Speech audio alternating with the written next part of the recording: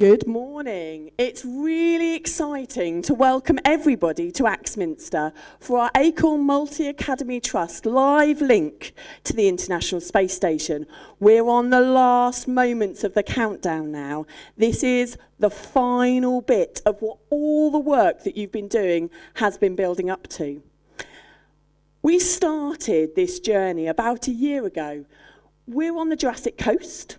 We do lots and lots of science, usually based around dinosaurs, fossils, and Mary Anning.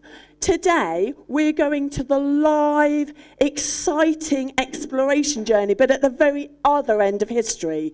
So we are thinking about how exploration has changed from that Stone Age dinosaur exploration to exploring outer worlds. We have, at the moment, people living every day in space.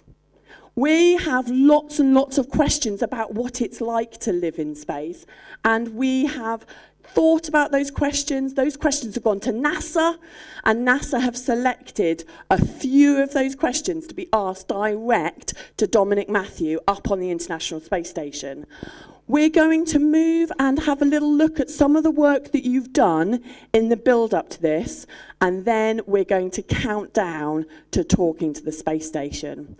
So I'd like to show you our showcase of learning.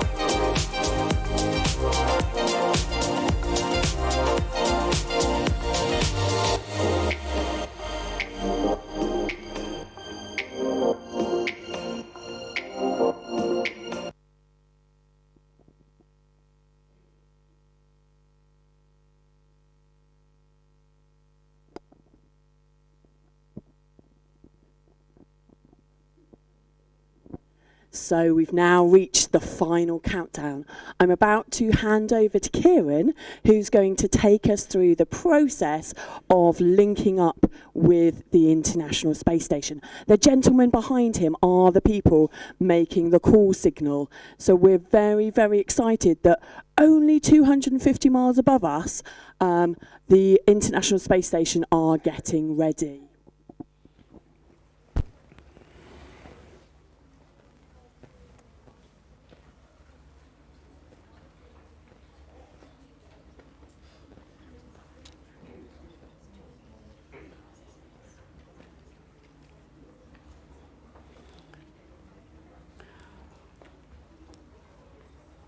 Okay, good morning everyone, and welcome to Acorn Academy, Multi-Academy Trust. I hope you're all excited and ready for today. What we're going to do is essentially a very big experiment.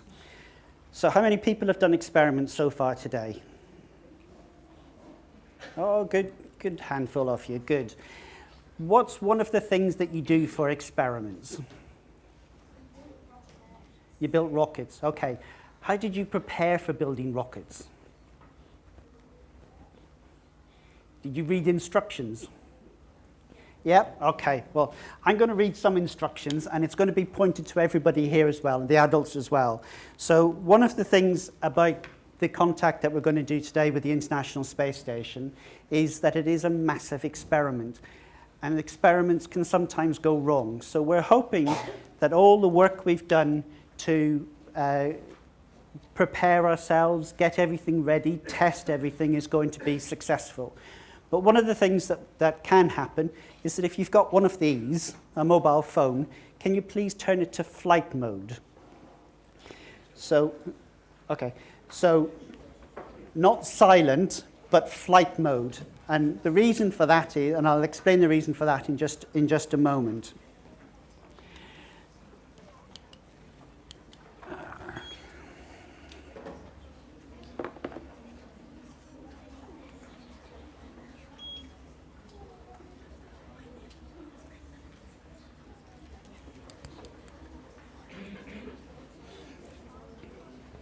Okay, so that's good if you're all in flight mode. So the astronaut that we're going to be talking to today is a chap called Dominick.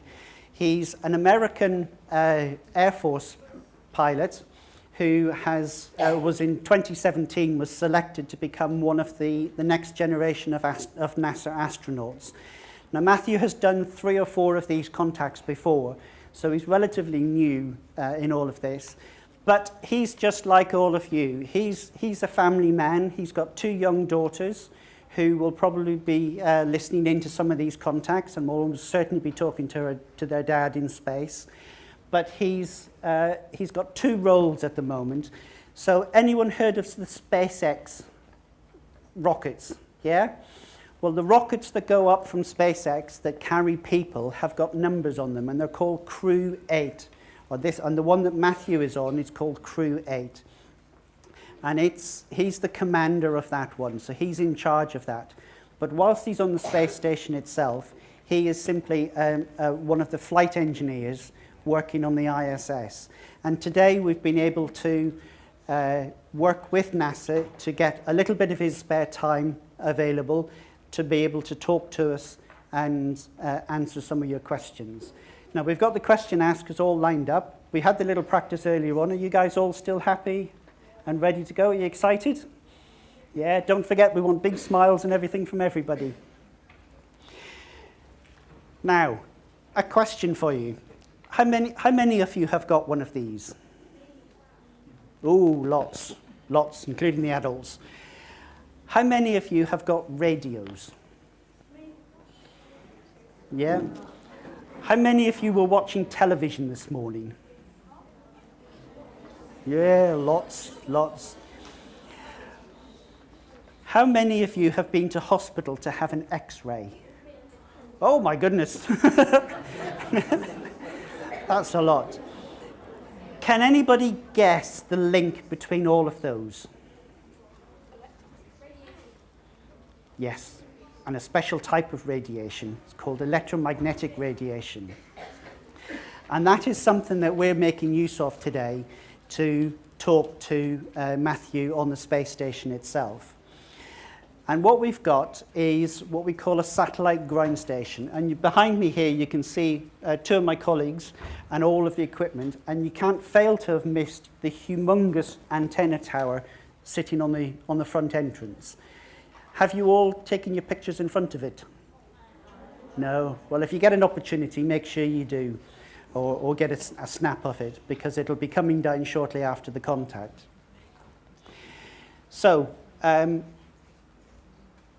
what's all the equipment that we've got? So, and why the link to mobile phones and radio and TV and X-rays themselves? Well, they're all forms of radio, whatever way we do it. And one of the things that we enjoy as a team is playing around with radios and working with them and getting them to do things for us. So today, as Matthew in the space station will be 2,500 kilometers away to begin with, out over on the Atlantic Ocean. He will very, very quietly potentially hear us, and we will probably not hear him initially, but we want to make sure things will work right. So one of the things that we're doing is we've got a lot of equipment here to make our signal the biggest possible signal that can be made. But Matthew's signal coming back to us is only a fraction of the size. So it might be really, really quiet whenever we first start the contact. So one of the things I want you to do is listen really quietly. And there's going to be a lot of noise to begin with. And we're going to practice the noise, if that's okay, if we can bring the audio level up. And there's going to be a lot of this itself to begin with.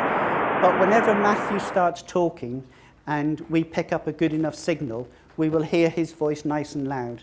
But what I want you guys to do is that when you hear it, I want you to very, very silently and very quickly sort of just put your hands up to say you've heard it, or if you've heard something. And that'll just be a little measure for me as to how well you can actually listen to and pick out what we call the signal in the noise. Okay. So that's one of the things that we're going to do today itself. Now, you saw a video of Tim Peake earlier as well, sort of talking about going around the world and the speed of the International Space Station. Can anyone remember what speed he said it was? Almost right, 17,500 miles an hour. And that's the same as 5 miles a second. So if you can imagine the journey from here to Seaton, that took me 15 minutes this morning to do in a car, whereas for Matthew in the space station, that would take him 3 seconds, such as the speed that the space station is going. And that is something that is quite astounding itself, and sort of the speed of it. So he's going to be 2,500 kilometers away, coming across the Atlantic, first of all, and what we will see is, oops, let me just get another display up for you. We will see, or what Matthew will see, is a little bit like this. So it's a picture of the Earth. Who can see the United Kingdom on there? Yeah? And we've got a little bit of writing beside the United Kingdom. It's a little bit small, but can anybody see it? Can anybody read it? No, it's a bit difficult. It says, go on, what do you think it says? Not quite. Not quite. It says GB4ACA. And that's a special call sign that we have to use in order to make contact with the space station. Don't worry about it. It's just something that we have to do in order to establish the communications and talk to them. But has anybody heard of the phonetic alphabet? Yeah? So what you're going to hear me talk about today, or talk when we start talking to the space station, is using GB4ACA in the phonetic alphabet. and we'll make use of that. The space station will be called NA1SS, which is its call sign. So you'll hear those a little bit at the beginning and at the end, and then we'll go into the questions side of things themselves. So, has anybody got any questions that they want to ask now? Do you use a VHF radio? Yes, we do. How do you know that? Because I do like flight simulations and I use very high frequency radios to contact them. Yes, we are. We're using what's called amateur radio. So you've got the air mode and you've got the amateur mode, and we're using VHF in order to make contact with the space station. Now, Mrs. Holbert has mentioned a distance of 250 miles as well from the space station. Does anybody know where the space station will be when it will be 250 miles above us? Yeah? Straight up. Yeah, straight up. So it's 2,500 miles away over the western horizon, over in the Atlantic Ocean. And it comes up over the sky, and it becomes 250 miles away, straight above us, and then it goes out 2,500 kilometers away as well. And the reason that we've got the big antenna and all the equipment back here on the desks is that we have to track the space station. So we have to be pointing our antennas at the space station itself, and then as it comes up over the top of the sky, we have to follow it itself and make sure we're pointing our signal directly at them. Now, has anybody seen Tim Peake's work in space when he went up in 2016? Yeah, there's a few hands up. One of the things that Tim did was set in train the working of all of these contacts, and we've carried this forward. And I want to pay a special big thank you to Mrs. Holbert and Miss Smith, who have done an awful lot of work in order to get this all set up and ready. So what I would like to do is give them a nice big round of applause, please, everybody.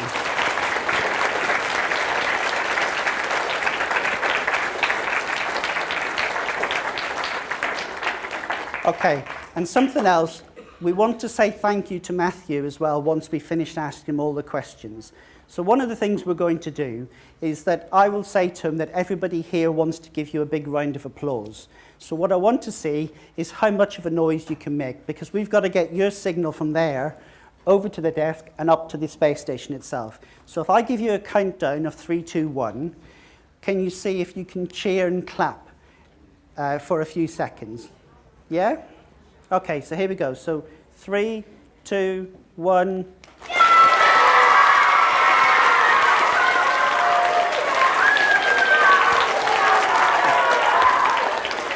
Okay. Now, I've got my special assistant over here who's going to tell me if he actually heard that or not. Was that the best I could do? I don't think so. I think you can do even better. I think you can do even better. So let's try this again. Are you ready? 3, 2, 1.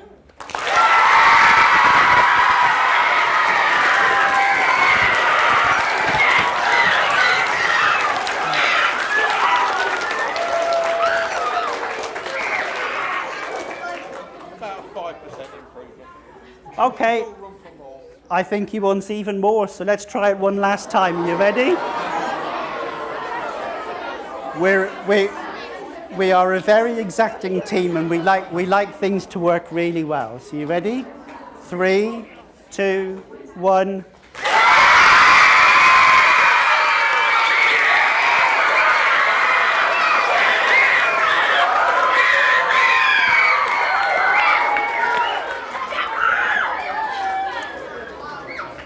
Hey? So he's just said you weren't trying the first time. How about that? So whenever we say ready, or give Matthew a big cheer, can you all do that again for me, please? Oh, yes, you can. Oh, yes, you can. Oh, yes, you can.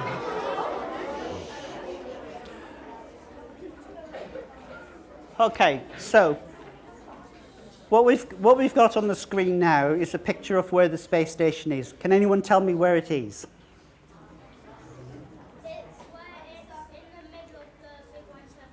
It is. It's in the middle of the big white circle. What do you think the big white circle is?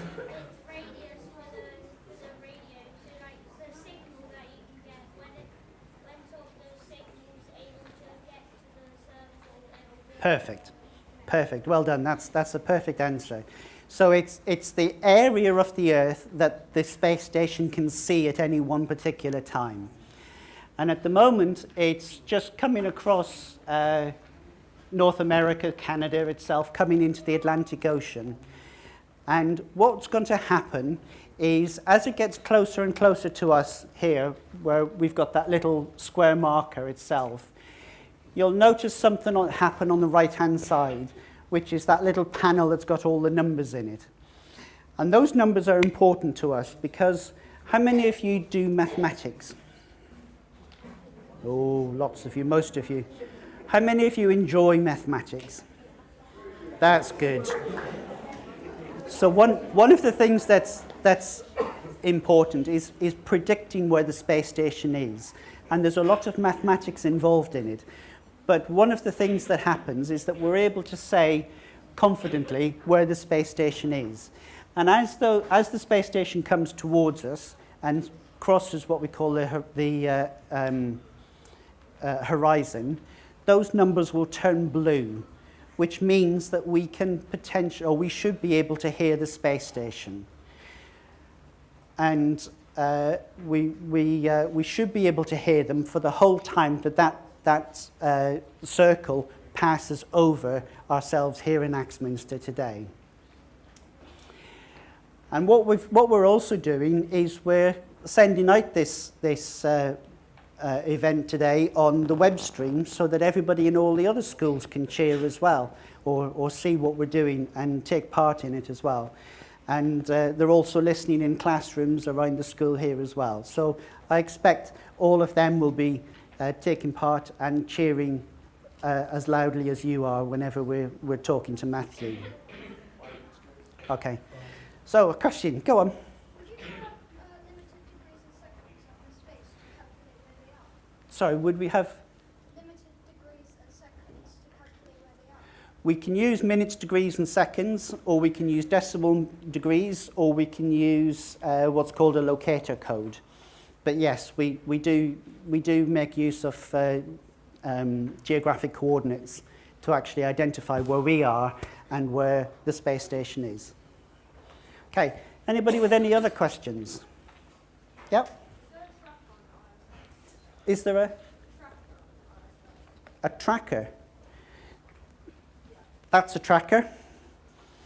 But you can also get trackers based on Raspberry Pis. There's lots of software. There's also some websites. A very good one is called Heavens Above, which if you've ever used it, or if you go onto the NASA website and search for where is the ISS, you can actually track the ISS and see where it is at any particular moment in time. Anybody else with any other questions? Including the adults. I don't mind the adults asking questions. What's the QNH in the access? Sorry, what's the? QNH. Q and... Air pressure. Oh, QTH. That's a special code. In amateur radio and in most radio communications, instead of saying something long and complicated, like what is your location, we have abbreviations. So we have QTH, which basically stands for my location is.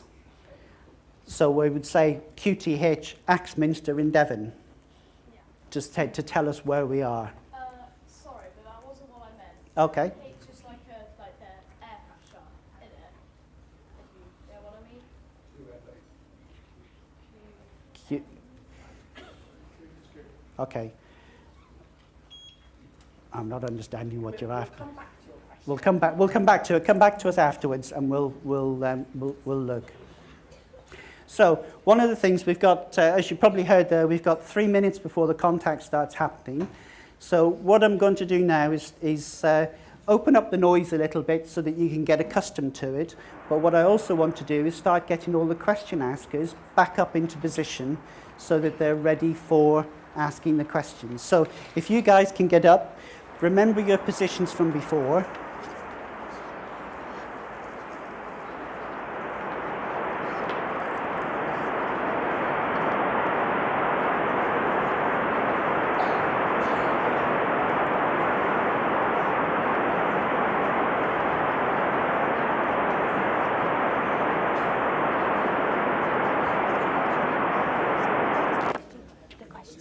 Yeah. I just take that lead.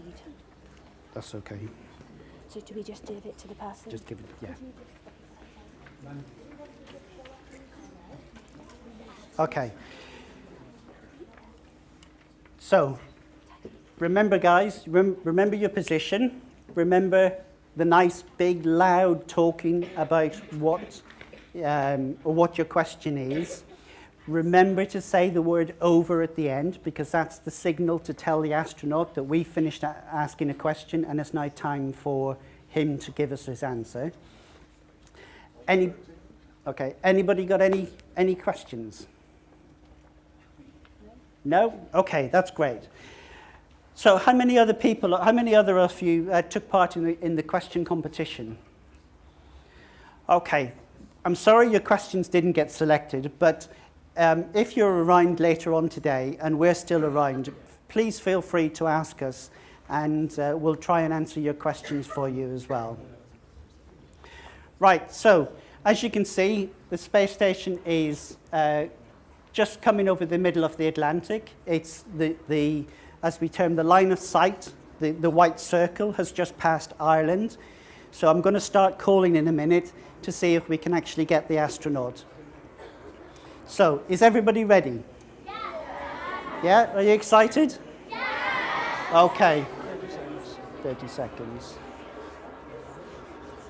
What's the...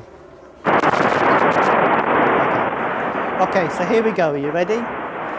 NA1SS, NA1SS. This is GB4ACA, Golf Bravo 4, Alpha Charlie Alpha. Are you receiving? Over.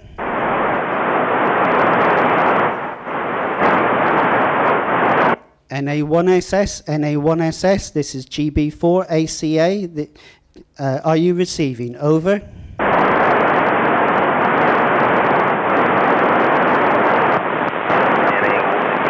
Golf Bravo 4, Alpha Charlie Alpha, this is NA1SS. You're coming in weak. Try me again. NA1SS, GB4ACA. Matthew, a very warm welcome to the Acorn Multi-Academy Trust in Axminster in Devon in the United Kingdom. Are you ready for your first question? I am so ready for your first question. You're coming in loud and clear now. Send it. Over. What was the hardest part of getting ready to go to space? Over. There are so many things that are hard about getting ready for space. Doing it, I think, is much easier than preparation. Training and in the anticipation, and for me, is always so much harder than the actual event. As you think about all the things you have to do and all the things you have to know, but once you get into it, once you're doing it, it's super easy because you've trained so hard. Over. If you can make the water from a bottle float, then how can you swallow it without it coming up again? Bessie, that's a great question. I'll tell you, you're going to want to Google this later because it's super interesting. Look up peristaltic pump. Peristaltic pump. It's a mechanical device, but your esophagus and other parts of your body, your small intestine, use peristaltic action to move things. And so you can swallow water by the little muscles can kind of move down and move the water through. So look up peristaltic, and it'll be super fun to watch. Over. Why do humans want to go to Mars? Over. Henry, there's so many reasons to go to Mars, but one that sticks out in my mind is I sit here and I look from the space station down on Earth, is just how fragile the Earth is, how thin our atmosphere is, how simple, how easy it would be for our species to be wiped off the planet. And going to Mars would make us a multi-planetary species and double our chances of survival. So going to Mars, there are lots of reasons to me that stands out the most. Over. How will we get loads of water to space without running out? Over. Well, step one is we launch a bunch of rockets with water to space. And then step two is we reuse it. Every time all the water we sweat out goes into the air, and our air conditioners capture it. Our toilets capture the water as well and filter it and clean it out for tomorrow's use. So we recycle way over 95% of the water we use, so we don't have to launch a whole lot. Over. How long does it take to transmit data from Earth to the ISS? Over.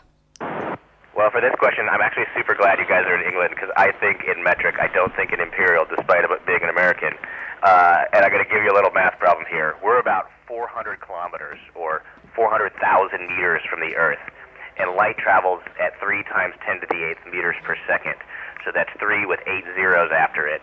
And if you're going 60 meters, let's for example, if you're going 60 meters and you're traveling at 60 meters per second, it takes 1 second. So if you do that same math and do the division, you'll find out it takes fractions of a second for data to get from the Earth to us. How do you not get lost in space? Over. Navigation has been something humans have been doing for so long. It's, we started with a compass, we started with the sun, we started with looking up the skies and looking at the things around us. We have loads of sensors on board to keep track of where we are, and luckily Earth's gravity keeps us in a really good position and very predictable. Over. Why doesn't the ISS fall and hit the ground? Over. We are falling all the time. In fact, there very much is gravity up here. We're falling the entire time, but we're going so fast that we just keep missing the Earth. Imagine if you were on the ground and you shot a bullet or threw a ball really fast, it eventually falls. But what if you threw it so fast, it just kept matching the curvature of the Earth? That's what we're doing, just really high. Over. How much exercise do you need and how do you get it? Over. We do about 2.5 hours of exercise a day. In fact, I did a really fast shower in order to come get you guys because I just finished doing 2.5 hours of workout. We have a machine that builds up really high resistance levels to help us keep our bones nice, and I just got done riding a bicycle for 30 minutes. Over. What temperature is in the ISS and is that the same outside? Over. Well, the vacuum of space is very cold, and so the heat on the outside of the space station depends on the sun. So when we're facing the sun, it could be very hot on the outside, and then it can get very cold very quickly. On the inside, it's really nice. It's just nice, same as your house at home. We're just hanging out, very comfortable creatures on the inside. Over. What is it like in zero gravity? Over. Riley, if you restricted me to one word, it'd be amazing. Imagine getting to fly all the time. Everywhere you go, if I was a little kid, as an adult, I always have these dreams of flying, and now it's a reality for me every single day. It's absolutely amazing. Over. What is your favorite part of the ISS and why? Over. Oh, man, that's such a tough question. There's so many favorite parts about the space station. I like playing practical jokes on my crewmates. It's one of my favorite parts because there's really cool jokes you can play in zero-G. I also love showing people the space station and showing people the future of humanity. Over. How fast can you move around in zero gravity? Over. I mean, you can remember, the faster you go, the harder it is to stop. And so, when I first got up here after a couple, 10 days, 15 days or so, I started getting really confident in moving around, and I started getting a little too fast, a little overconfident, and started running into things. So you don't want to go too fast, because remember, you got to stop. Over. How do you wash your hands? Over. Washing your hands is something I really miss. We're restricted in how many wipes we can use, and we don't have running water. So really, you can squirt some water on a washcloth if you need to, or just wipe your hands with baby wipes. Over. Have you ever seen any astronomical phenomena? Over. Astronomical phenomena is a pretty broad category, but I'll tell you one of my favorite things to do after dinner every night is to go down to the cupola and look at the aurora. Right now we've got a lot of solar activity going on, and when you look south near Antarctica, the green aurora is just so impressive. I've been taking some long exposure shots to capture it. Over. What is your favorite sight every time you circle the Earth? Over. Well, that's a toss-up. I'll give you a few. One is going south and seeing the aurora is beautiful. That's really just awesome. The other thing I really like is Africa, because Africa this time of year for some reason has these amazing lightning storms and thunderstorms, and just seeing the lightning from above, and you get about 10 minutes to go across Africa, and for 10 minutes you just get this beautiful lightning storm, and it's really cool to hang out with friends in the cupola and see the lightning. How big is the ISS? Over. It's huge. I think it's the size of a soccer field or two, but it's also the inside is roughly the interior or volume of a 5-bedroom house. Over. How do you cook food in space? Over. Our food is pre-made and pre-cooked. It's in vacuum-sealed bags typically, and all we do is heat it up. But we have gobs of food, a wide variety of food, and each night we just take it out of the containers and warm it up and eat it. It's really nice. Over. How do you vote in space? Over.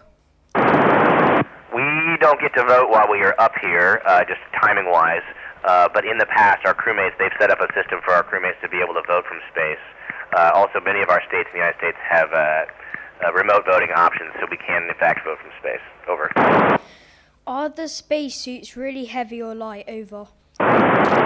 Spacesuits are super heavy, but remember, we're weightless, so we just have to deal with the mass.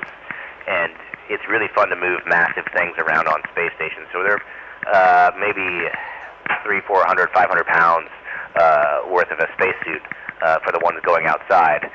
The ones we wear in our space capsule are pretty light, probably on the order of 40 pounds or so. But getting something that's really heavy started is really fun, but you also remember you have to stop it. Which other planets can you see? Over. That's a great question. I'm going to start looking for some of the other planets. I haven't really been able to look yet, other than to stare at our Earth, our favorite planet. But now you've given me a goal to try and see some of the other planets. It's difficult because many of our windows face the Earth, but some of them look out at the stars. Like the other night I saw the constellation Orion. So let me see if I can go find some planets. Thanks for the idea. NA1SS, this is GB4ACA. Matthew, that was absolutely brilliant. All questions asked and answered. Thank you very much. Everyone here wants to give you a big round of applause.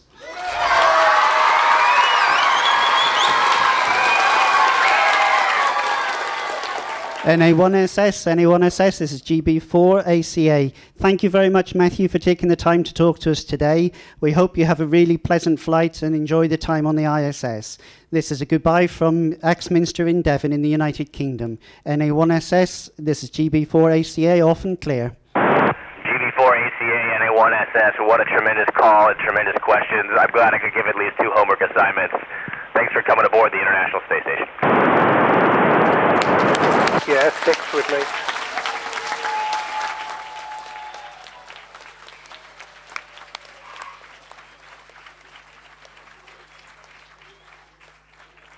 So, there you go.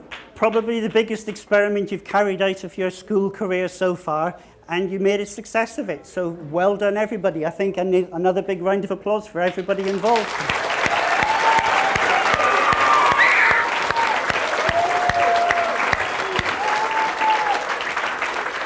Okay, so as you heard, Matthew gave some very good answers to some questions. So he really does enjoy looking out the cupola window, and the question of the speed of how long does it take to get data up from the Earth to the ISS. That gave you a little bit of maths to work out. So I hope you have a go at that, or at least look at it. So going to hand back to Mrs. Holbert now, and say thank you very much on behalf of ARISS, who is a volunteer organisation which works with the International Space Station and all of the 5 major space agencies that run it. Thank you very much. I hope you enjoyed it. Back to you. So this morning, we started thinking about the work that we've done for the last year. We talked about the fact that Matthew, a few years ago, was a person sitting in a hall. Like you. He had a dream. He had a dream to be a flyer, and he learned to be a test pilot, and then he became an astronaut. He now does a job every single day that he absolutely loves. That was his dream, his passion.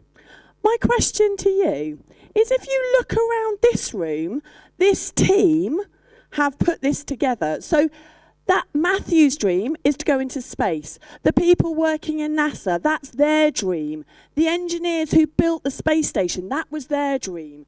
These guys communicate as radio specialists. We've got press here, that was their dream. My question to you is, what's your dream? In 20 years' time, am I going to be talking to children sitting in a hall about one of you? Am I going to be calling the paramedics and one of you comes? Am I going to be going to a hospital for doctors and it's one of you? Am I going to be talking to press and it's you? Am I going to be listening to people telling me about living in Mars and one of you designed the creation that allows us to travel and live in Mars? Today really is a launch pad. It's a question for you to go away and think about. What's your dream? What do you want to be? And where will our launch pad to the stars take you? We need to say a huge thank you. These guys have made it possible for us to not talk just within our world, but out of space. So can we say a huge thank you to everyone who's made that possible?